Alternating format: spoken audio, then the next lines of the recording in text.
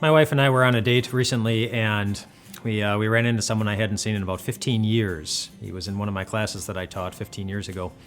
And so we were catching up, and I was asking him what was going on and what was happening in his life. He had gotten married about a year and a half earlier, and he said that they were expecting their first child. And I asked him, well, how are you feeling about that?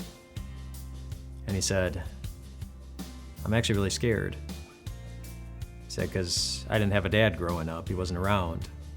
And so I don't know what it's supposed to look like. I don't know what I'm supposed to do. He said, I'm really scared. And I looked at him and I said, yeah, you should be. There's like no hope, man. No, I didn't say that. No, I didn't say that at all. I said that actually that gives you a lot in common with a lot of people. It gives you a lot in common. It gives him a lot in common with anyone who's ever felt scared about a new stage of life that's coming, or anyone who's felt that they are too weak or too inexperienced or too broken or too sinful to accomplish anything good or to tackle the challenges that are in front of them.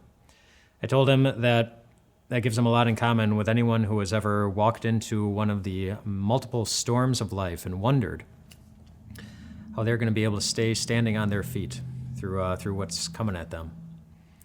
I told him that gives him a lot in common with anyone who's ever needed to hear Jesus' words in Matthew chapter 7. In Matthew chapter 7, Jesus addresses the reality of all of us having storms in our lives. That there are things that rattle us, things that shake us to the core, things that make us wonder if we're going to be able to stay standing on our feet. Being a new dad is just one of a gazillion things that can make you feel unsettled or scared. But Jesus' love for us is so great, and he wants us to be able to stay standing, and promises that we can when we listen to the words that he gives us in Matthew chapter 7, where he says this. He says, therefore everyone who hears these words of mine and puts them into practice is like a wise man who built his house on the rock. The rain came down, the streams rose, the winds blew and beat against that house, yet it did not fall because it had its foundation on the rock.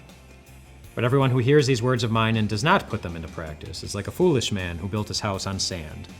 The rain came down, the streams rose, the winds blew and beat against that house, and it fell with a great crash. Two houses, built of similar materials, going through the same storms. One falls with a great crash.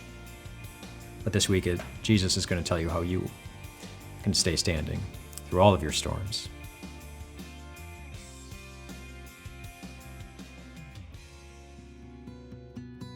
Hey, it's Amber Albee Swenson. You might remember when my podcast Little Things was right here on Grace Talks, or maybe you've never heard of me. Either way, I want to invite you to listen to Little Things, which is now its own podcast. We take a look at little things and little ways that we can change our thinking to know and love God more. So please check out Little Things wherever you listen to your podcasts.